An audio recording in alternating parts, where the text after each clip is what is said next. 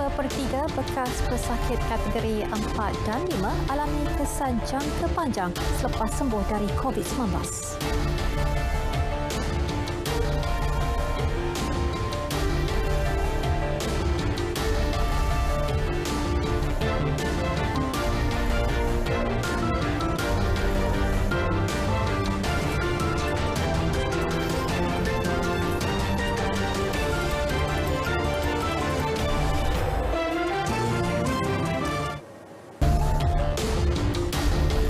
Assalamualaikum dan salam hormat. Anda bersama saya, Miza Isni Muhammad dalam Berita Tengah Malam. Komplikasi jangkitan terhadap fungsi pelbagai organ dalam tubuh menyebabkan bekas pesakit COVID-19 masih menunjukkan gejala-gejala bagi tempoh 12 minggu atau lebih dan ia tidak dapat dijelaskan dengan sebarang diagnosis alternatif.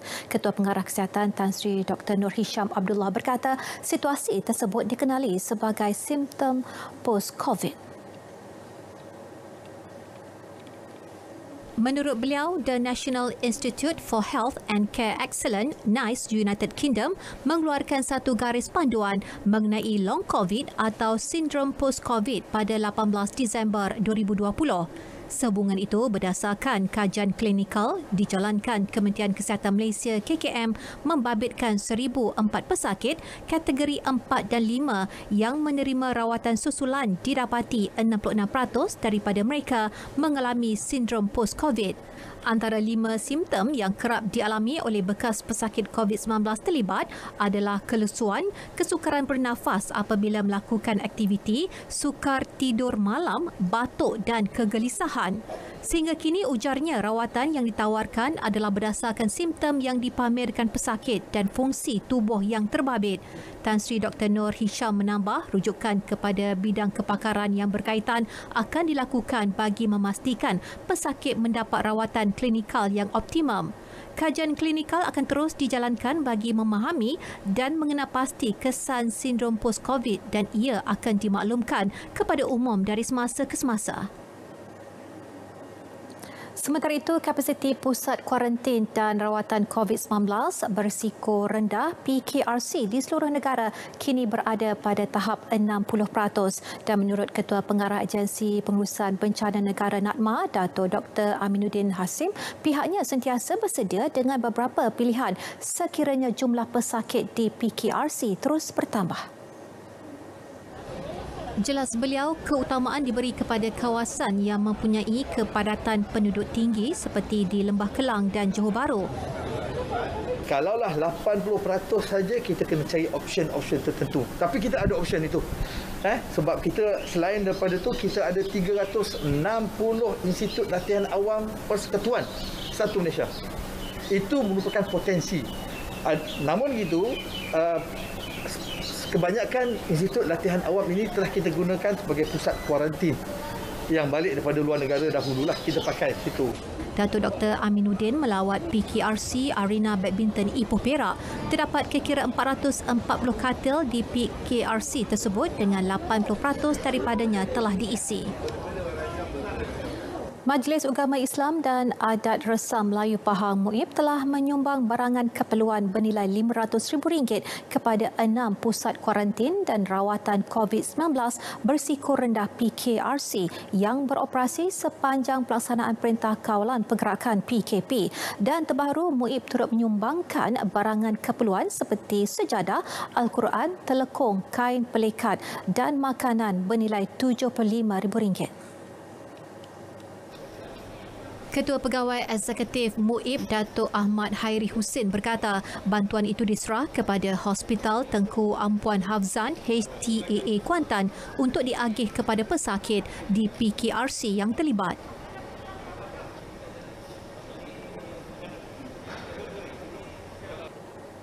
Ini dari segi peruntukan zakat kita bagilah ya untuk penggunaan orang dan sebagainya. So di bawah fisabilillah dan sebab kalau kita tak bagi mungkin apabila dia berada di PKRC ini dia tidak mempunyai kecukupan untuk menjalankan ibadat semua dan sebagainya. Sementara itu, HTAA sebagai penyelaras sumbangan berterima kasih kepada MUIB dan pelbagai pihak yang menyumbangkan barangan keperluan kepada pesakit COVID-19. Saya dengan ini wakil daripada pihak hospital dan juga pihak PKRC yang di bawah Seliaan Hospital Tengku Abdul Auzan ingin mengucapkan terima kasih kepada pihak MUIB kerana sudi memberikan sumbangan yang tidak terhingga ini kepada pihak kami. Dan berada dalam situasi berisiko terutama ketika menguruskan jenazah pesakit COVID-19 itu antara cabaran yang memerlukan persediaan rapi dari segi mental dan juga fizikal. Ketua Penyelaras Pengurusan Jenazah COVID-19 Labuan, Ustaz Muhammad Syafiee Abdul Ghani berkata, garis panduan prosedur operasi standard SOP ketika menguruskan jenazah sehingga selesai perlu dipatuhi dengan ketat. Jelas beliau, petugas yang terlibat sentiasa terdedah kepada risiko untuk dijangkiti. Malah dengan angka kematian di Labuan yang meningkat, petugas lebih kerap mengendalikan jenazah pesakit COVID-19. Setiap petugas diwajibkan untuk memakai full PPE, makna PPE lengkap, dan seterusnya kita akan uruskan jenazah tersebut mengikut tata cara yang telah garis panduan yang telah ditetapkan oleh JAKIM dan juga JAWI, iaitu jenazah kita tayamumkan di atas body bag sahaja. Bagi petugas, perasaan sedih dan penat menjadi asam garam mereka. Tugas yang diberi dijalankan sebagai suatu amanah dan tanggungjawab yang perlu dipikul demi agama dan negara. Ia melebihi kepentingan peribadi.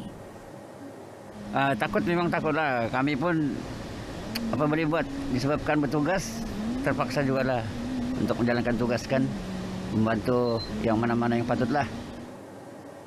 Kami pernah uruslah satu hari lah sampai 5 jenazah lah. Kami menguruskan lah. Memang terasa penat lah. Tapi apa boleh buat demi untuk tugas kan. Kita itu sajalah. Kita tawakal sajalah. 8 lagi kematian baru direkodkan di Labuan hari ini menjadikan keseluruhan 61 kes kematian di negeri tersebut. Jumlah pemberian vaksin harian yang tinggi melebihi 150,000 dos untuk hari ketiga dengan yang tertinggi semalam iaitu 157,949 dos membuktikan program imunisasi COVID-19 kebangsaan yang bermula 24 Februari lalu berjalan dengan baik. Perdana Menteri Tan Sri Muhyiddin Yassin berkata kerajaan kini dalam usaha meningkatkan keupayaan pemberian vaksin kepada 300 hingga 400,000 sehari dengan penambahan pusat pemberian vaksin PPV kepada 600 termasuk secara pandu lalu. Beliau memberi jaminan setiap rakyat yang layak mendapat suntikan vaksin akan menerimanya bagi mencapai sasaran imuniti kelompok sebelum akhir tahun ini. Seterusnya memastikan keadaan negara termasuk sistem kesihatan bertambah baik selain ekonomi terus pulih. Alhamdulillah, proses vaksinasi sudah meningkat. Kita tahu semalam 156,000 ke dekat itulah jumlahnya, akan meningkat sampai 200 ke 250,000 dan lagi pada bulan Julai mungkin 300 ke 400,000 sehari seluruh negara. Langkah sebegini ialah untuk menambah kemudahan PPV yang kita sudah adakan lebih 300, kita akan naik sampai ke 600. Tetapi kita tambah lagi dengan mobile unit seperti ini, drive-in seperti ini, ada pergi kawasan-kawasan luar bandar dengan berbagai bentuk corak supaya tidak ada satu rakyat Malaysia yang patut mendapat vaksin ini tertinggal. Tan Sri Muhyiddin melakukan lawatan ke Hospital Pakar Kanak-Kanak Universiti Kebangsaan Malaysia dan meninjau pusat pemberian vaksin secara pandu lalu Hospital Chancellor Tuanku Mukhris di Ceras, Kuala Lumpur. Beliau turut menegaskan penguatkuasaan ordinat darurat bagi membendung penularan wabak COVID-19 berjaya memastikan sistem kesihatan di negara ini tidak runtuh. Menerusi ordinan itu, Kementerian Kesihatan boleh menggunakan peruntukan yang ada untuk mengambil alih dan menggunakan mana-mana hospital termasuk swasta bagi dijadikan hospital khusus merawat pesakit COVID-19. Contohnya pengambilan Hospital Pakar Kanak-Kanak Universiti Kebangsaan Malaysia ini sebagai hospital COVID-19. Ia dijangka mula menerima pesakit COVID-19 Selasa depan. Baik, seramai 102 pengamal media di Perak mula menerima vaksin dos pertama hari ini dan kesemuanya mendapat suntikan berkenaan di pusat penerimaan vaksin PPV di sekitar Perak. Pemberian vaksin itu juga memberi kelegaan kepada warga RTM di negeri itu dalam mendepani risiko dan cabaran ketika membuat liputan di lapangan. Jadi dengan adanya vaksin ini sedikit sebanyak yang menegakan hati kami dan kami juga berasa selepas ini agak selesa dan senanglah untuk pergi bertugas di luar. Ucapkan terima kasih kepada JKN sendiri kerana difahamkan media di Perak ni antara yang tertinggi dan dengan adanya vaksin ini mungkin selepas ni kerja di lapangan kami akan berasa lebih selamat dan terus insya-Allah akan lebih terus komited.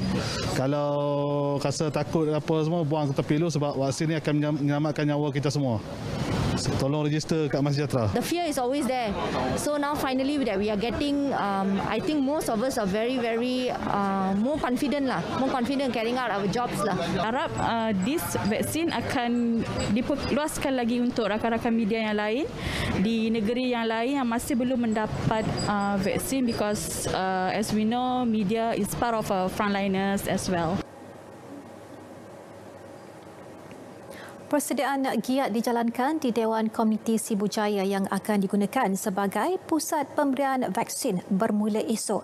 Dan menurut penyelaras Jawatankuasa Pengurusan Bencana bahagian Sibu, Dr. Anwar Rafi'i, pembukaan PPV itu penting memandangkan Sibujaya pada Mac dan April lalu telah mencatatkan peningkatan kes jangkitan COVID-19 yang tinggi.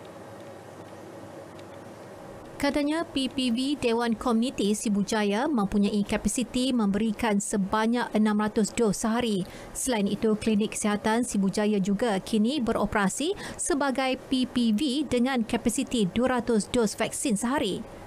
Siapa yang akan ke tempat ini akan ditentukan oleh Mas Sejahtera. Tetapi saya cuba hendak bekerjasama dengan pihak SRTC dan juga dengan pihak HDC untuk memastikan bahawa penduduk di flat dan juga di Town Villa di mana mereka inilah yang paling ramai mendapat kes ataupun terkena COVID ini pada Mac dan April lepas supaya mereka diberi keutamaan. Dr. Anwar yang juga Menteri Muda Perumahan dan Kesihatan Awam Negeri ditemui selepas meninjau persiapan di Dewan Komuniti Sibujaya hari ini. Di Sibu, PPV yang sedang beroperasi adalah Klinik Kesihatan Lanang, Klinik Kesihatan Sibujaya dan PPV Stadium Tertutup Sibu. Sementara itu, PPV di Dewan Balai Polis Kabong Saratok dijangka beroperasi Isnin ini. Ahli Parlimen Saratok, Dato' Ali Biju dalam kenyataannya memberitahu PPV tersebut menyasar pemberian vaksin kepada kira-kira 400 individu sehari. Sebelum ini, penduduk di Kabong terpaksa pergi ke Dewan Seri Krian Saratok, Klinik PMG Saratok dan Hospital Saratok untuk janji temu pemberian vaksin. Dato' Ali semasa meninjau persiapan di PPV Kabong hari ini turut bersetuju menyumbang 4 unit penyaman udara untuk kegunaan di PPV berkenaan. Setakat 2 Jun, 9,405 atau 49% penduduk Kabong telah mendaftar sebagai penerima vaksin.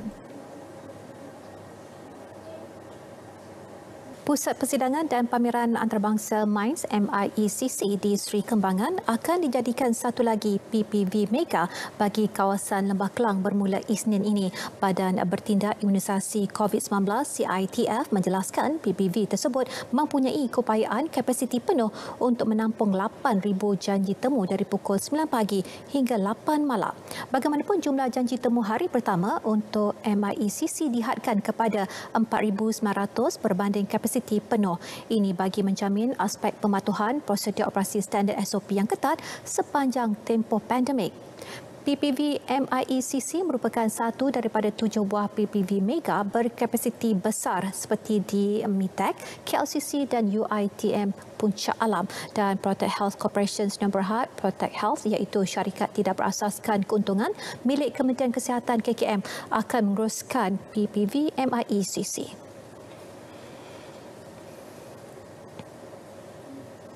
Hospital Jasim Melaka melakar sejarah apabila berjaya mendapat penarafan tertinggi Platinum dalam persijilan kepimpinan dalam tenaga dan reka bentuk alam sekitar LEED yang dikeluarkan oleh Majlis Bangunan Hijau Amerika Syarikat. Menteri Kesihatan Datuk Seri Dr. Adham Baba berkata lebih membanggakan apabila kejayaan itu adalah dalam kategori operasi dan penyelenggaraan bangunan sedia ada versi 4 iaitu yang pertama di dunia bagi bangunan hospital dan juga pertama di Malaysia bagi bangunan kerajaan. Kejayaan tersebut membuktikan usaha kerajaan dalam memastikan fasiliti kesihatan sentiasa berada dalam keadaan terbaik terutama ketika menangani situasi pandemik COVID-19. Ia juga memberi keyakinan kepada golongan profesional antarabangsa bahawa kerajaan berada pada landasan yang betul dalam urusan penyelenggaraan di bawah KKM. Pensijilan LEED itu turut memberi penanda aras bagi pihaknya untuk meluaskan pelaksanaan program penarafan bangunan hijau di fasiliti-fasiliti kesihatan KKM yang lain bagi mengurangkan pelepasan gas rumah kaca dan mendepani kesan perubahan iklim. Pelaksanaan amalan hijau itu akan memberi penjimatan tenaga yang optimum, mengurangkan kos utiliti dan belanja operasi hospital, menyediakan kualiti udara dalaman yang baik dan meningkatkan prestasi dan keupayaan keseluruhan bangunan. Perintah Kawalan Pergerakan PKP 3.0 dilanjutkan untuk tempoh 2 minggu lagi. Pelanjutan itu berkuat kuasa mulai 15 hingga 28 Jun 2021. Menteri Kanan Pertahanan Datuk Seri Ismail Sabri Yaakob menerusi kenyataannya memaklumkan keputusan itu dibuat setelah mengambil kira jumlah kes harian yang masih tinggi melebihi 5,000 sehari.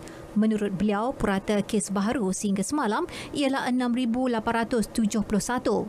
Tambahnya, prosedur operasi standard SOP bagi setiap aktiviti perkilangan, perniagaan dan industri masih kekal seperti diumumkan sebelum ini. Butiran lanjut boleh dirujuk di laman sesawang kementerian berkaitan selain di laman sesawang MKN di www.mkn.gov.my. Perintah Kawalan Pergerakan diperketatkan PKPD di Kampung Tajin Kuala Berang yang bermula esok sehingga 25 Jun akan membabitkan seramai 1,403 orang penduduk dan 270 kediaman. Ketua Polis Daerah Hulu Terengganu DSP Muhammad Adli Mat Daud berkata jumlah berkenaan merangkumi kawasan seluas 10 km persegi dan terletak kira-kira 8 km dari Pekan Kuala Berang. Kampung berkenaan merupakan lokaliti kedua dikenakan PKPD di Hulu Terengganu selepas Mukim Kuala Berang yang berakhir hari ini susulan peningkatan kes COVID-19. Di kawasan ini telah berlaku penularan wabak COVID-19 dalam tempoh 14 hari di mana setakat ini telah menunjukkan sebanyak 31 kes telah dicatatkan positif COVID-19. Sebanyak 3 SGR, Sekatan Jalan Raya akan dipasang mulai petang ini dan pasukan penugasan Sekatan Jalan Raya ini akan mula beroperasi pada jam 12:30 malam ini. Penularan jangkitan COVID-19 di kampung berkenaan dipercayai dari kluster berkaitan pergerakan semasa sambutan Hari Raya Aidilfitri lalu di Kampung Matang dan Kampung Tengkawan yang terletak bersebelahan Kampung Tanjin. Sebanyak 745 kertas siasatan telah dibuka terhadap majikan yang melakukan pelbagai kesalahan di bawah Akta Standard Minimum Perumahan, Penginapan dan Kemudahan Pekerja 1990 Akta 446 sejak Februari hingga Selasa lepas. Timbalan Menteri Sumber Manusia Dato' Awang Hashim berkata daripada jumlah itu sebahagiannya telah didenda dan dikenakan kompaun berjumlah lebih 3.4 juta ringgit. Ia hasil pemeriksaan terhadap 106,824 penginapan pekerja serta 19,149 majikan di seluruh negara oleh Jabatan Tenaga Kerja Semenanjung Malaysia JTKM. Menurut beliau, daripada 745 kertas siasatan itu, sebanyak 125 kes telah diambil tindakan pendakwaan di Mahkamah Session. 55 kes pendakwaan telah selesai dengan jumlah denda yang dikenakan sebanyak RM361,000. Selain itu, sebanyak 291 kes telah dikompaun membabitkan nilai lebih RM3 juta terhadap majikan-majikan yang melakukan kesalahan di bawah Akta 446. Tambah Datuk Awang, setakat ini sebanyak 2,657 aduan berkaitan isu perburuhan telah diterima menerusi aplikasi Working for Workers sejak dilancarkan 3 Mei lepas. Antara aduan diterima termasuk berkaitan ketidakpuasan hati pekerja terhadap pemotongan gaji, dipecat tanpa notis serta dipaksa bekerja ketika PKP.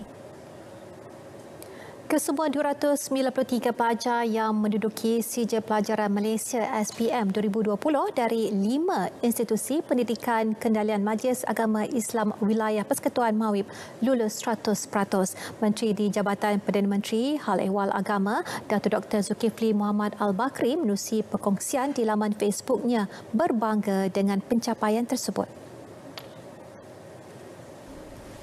Berkongsi kegembiraan itu, pihaknya juga menzahirkan penghargaan di atas komitmen berterusan guru-guru dalam memastikan kejayaan setiap pelajar.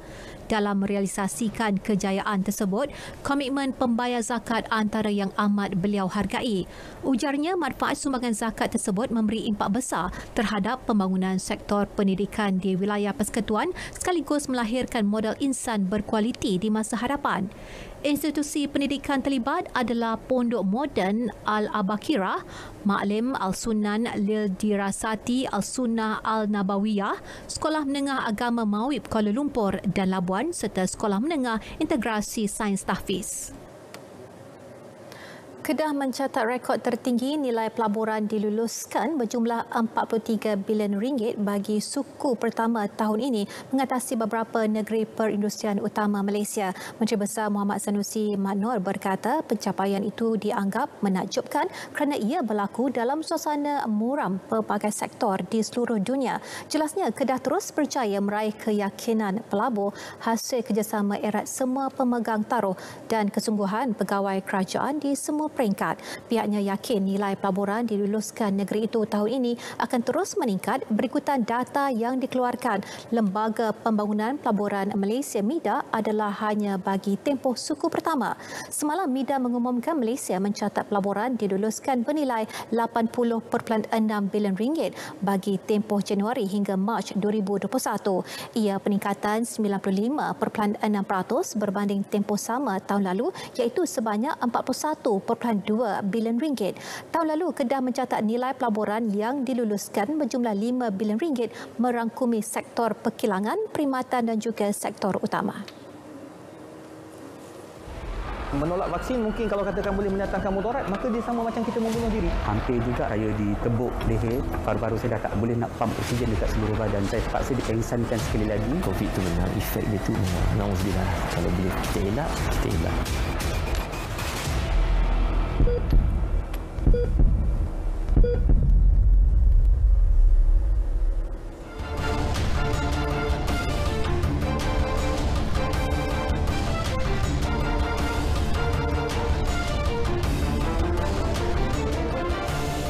Susulan penyingkiran Persatuan Sepak Takraw Malaysia PSM selaku ahli naungan Persekutuan Sepak Takraw Asia ASTAF, satu pasukan petugas telah dibentuk bagi mencari penyelesaian dan menyemak semula perlembagaan PSM yang diketuai oleh Pesuruhjaya Sukan dan ia turut disertai oleh G11 dan PSM.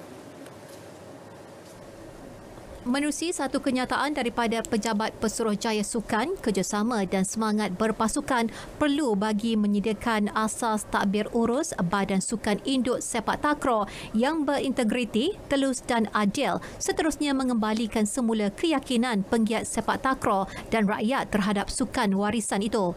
PJS akan terus melaksana tanggungjawab sebagai perantara kepada PSM dan G11 bersedia memberikan khidmat nasihat serta panduan terutamanya dalam penambahbaikan perlembagaan, struktur jawatankuasa tertinggi serta sentiasa memantau kemajuan proses pemulihan bersama PSM dan G11.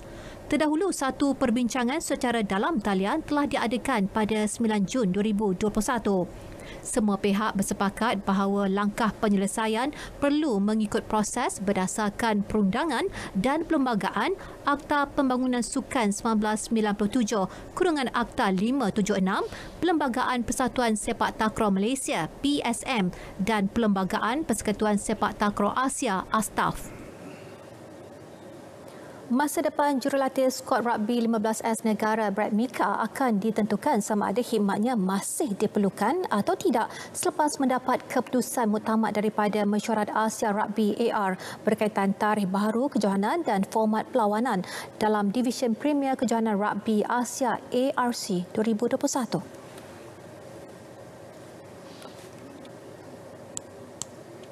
Timbalan Presiden Kesatuan Rugby Malaysia KRM Amir Amri Muhammad berkata, buat masa ini KRM hanya telah melantik pengurusan pasukan terdiri daripada pengurus dan penolong pasukan rugby 15S kebangsaan.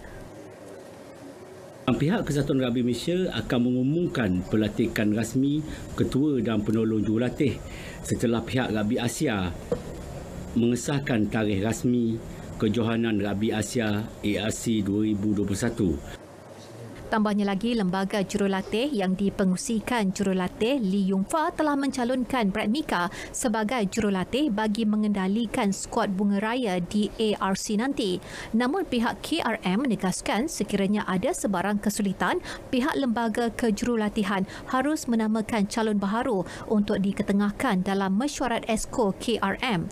Sementara itu, KRM turut mengenapasti beberapa nama pemain naturalisasi baharu yang akan dibawa masuk bagi memperkuatkan skuad bunga raya. Rata-ratanya daripada negara Fiji, iaitu yang pertama Timoci Wunimoko yang sekarang berada di Fiji bermain untuk kelab rugby Tailivu. Yang kedua Itonia Wakusaku yang sekarang ini berada di Romania bermain untuk salah satu kelab di sana. Yang keempat adalah Sakusa Terenkavidi sekarang berada di Fiji bermain untuk pasukan Naita Siri untuk Skipper Cup. Dan yang keempat adalah Jone Marawa Nasolo yang sekarang ini berada bersama Ito di Romania dan bermain dengan salah satu kelab di Romania. Kejohanan ARC penting buat skuad bunga raya dalam misi mengejar satu slot ditawarkan untuk ke Piala Dunia yang dijadualkan berlangsung dari 8 September hingga 21 Oktober 2023 di Perancis. Baiklah saudara, berita tengah malam berakhir di sini. Fahami tujuan sebenar PKP dan bersama-sama mainkan peranan serta tanggungjawab untuk membantu diri dan orang lain membasmi penularan COVID-19. Lindung diri, lindung semua. Dengan itu, Assalamualaikum, selamat malam dan selamat beristirahat.